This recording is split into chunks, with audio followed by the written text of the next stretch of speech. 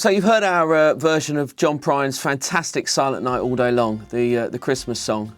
Thanks so much for your support. I just thought I'd make a quick video about the about actual Silent Night, the carol. We've sung it 1,000 times at church and at school and throughout of our lives, and I just looked up on the internet and just found some interesting facts about it. It's one of the most timeless, classic Christmas carols, one of the best melodies and lyrics ever written.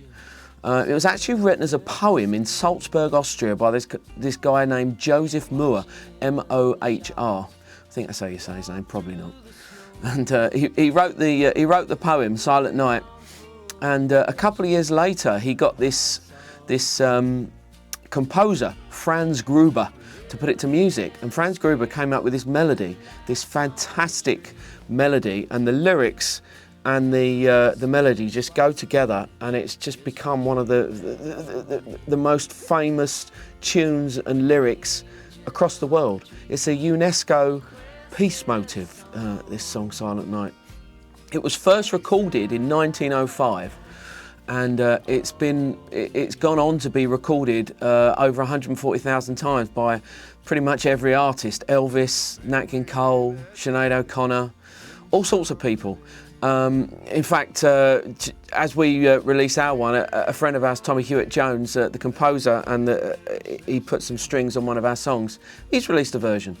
One of my favourite versions is Simon and Garfunkel's version on their Parsley, Sage, Rosemary and Thyme album, released in the 60s, where they sing this beautiful rendition of the melody and the lyric, but over the top they've cut a newsreader from the day, just reading news, and and the news is just, it's the 60s.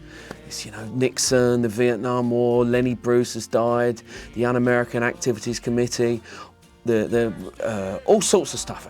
It's just a brilliant sort of juxtapose of the crazy news of the time with the perfect harmonies of Simon and Garfunkel and the perfect lyric and tune of Silent Night.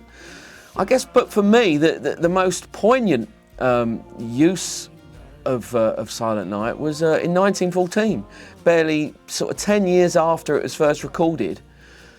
Christmas Eve on the Western Front, somewhere in Belgium, all the British soldiers are sitting there in their trench, and they hear coming over the no man's land Silent Night sang in German by the opposition, barely yards from their positions.